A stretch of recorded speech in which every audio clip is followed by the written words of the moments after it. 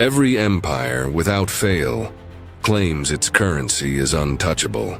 Every government promises that its financial commitments will endure forever. Yet history repeatedly proves these assurances to be illusions. From the marble streets of ancient Rome to the revolutionary chaos of France, from the embattled territories of the American Civil War to the collapsing banks of modern Lebanon, countless people have awakened to discover their savings evaporated, their paychecks meaningless, and their futures plundered by systems they once thought unshakable. Collapse is not exceptional. It is the default. The pressing question is never whether a financial system will fail, but how you prepare for the inevitable moment when it does. Believing in permanence is one of the most perilous mistakes anyone can make.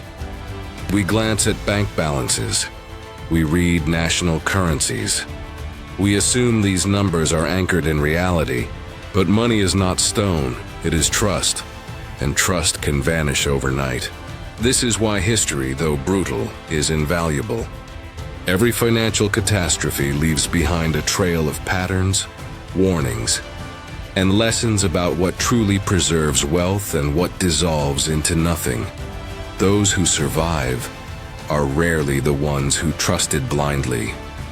They are the cautious, the ones who questioned before others even realized the danger.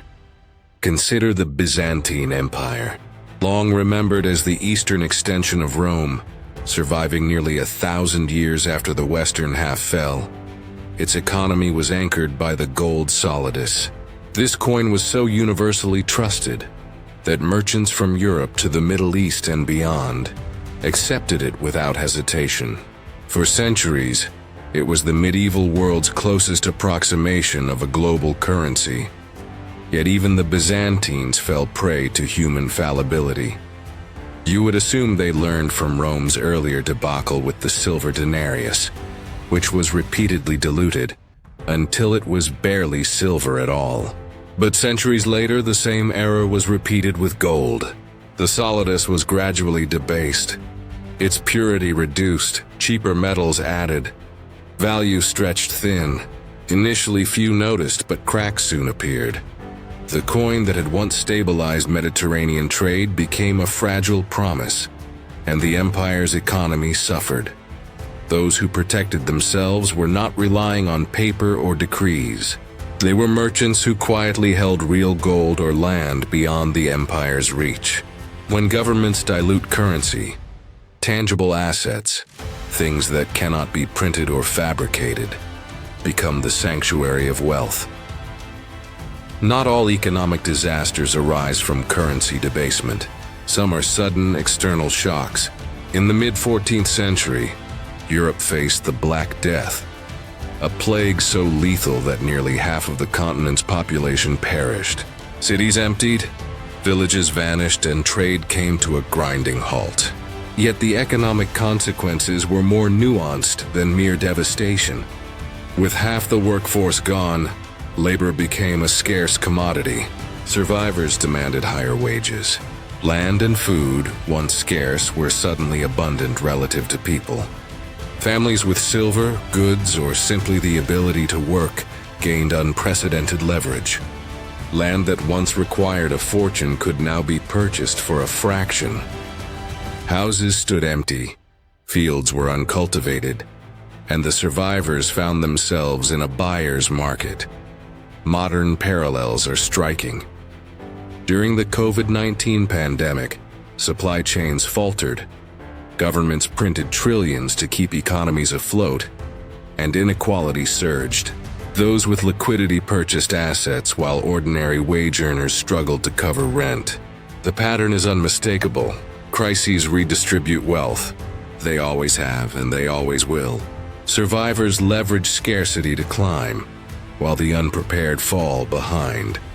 Renaissance Florence demonstrates another danger. Even the mightiest institutions can collapse.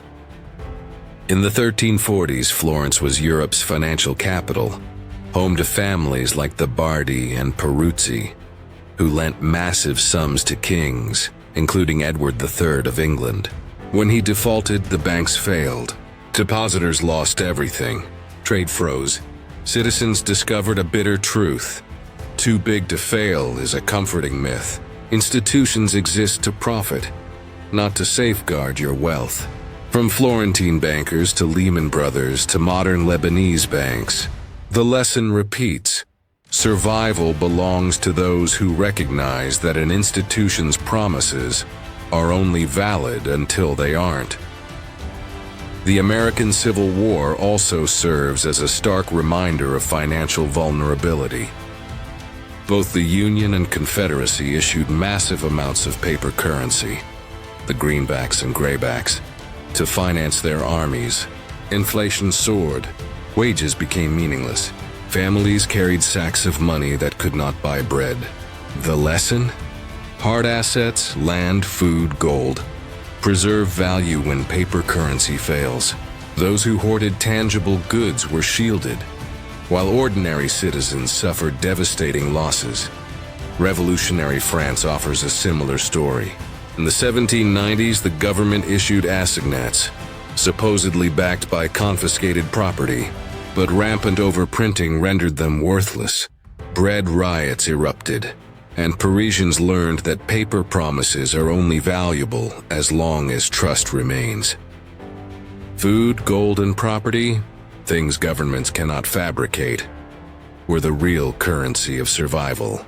The 1997 Asian financial crisis follows the same theme. When Thailand's currency peg collapsed, debts denominated in foreign currency became impossible to repay. Economies across Southeast Asia, Indonesia, Malaysia, South Korea, were swept into turmoil. Ordinary citizens lost savings, mortgages doubled, unemployment soared. Meanwhile, those holding dollars or assets abroad fared better. Debt in foreign currency is a trap. When the storm hits, the debtor drowns, not the creditor. Even today, the pattern repeats. Between 2019 and 2021, Lebanese banks froze accounts and limited withdrawals. The pound lost over 90% of its value. Ordinary citizens, middle-class families, retirees, professionals, found their life savings reduced to pennies. Those who survived had diversified abroad, held real assets, or kept cash outside the banking system. Everyone else was trapped. The 2008 global financial crisis and subsequent COVID-era inflation further underscore the point. Too big to fail is a comforting illusion. Money can vanish, banks can fail, and governments can print endlessly, benefiting the wealthy while ordinary workers struggle to keep pace. History teaches a crucial principle. There is no single method to safeguard wealth.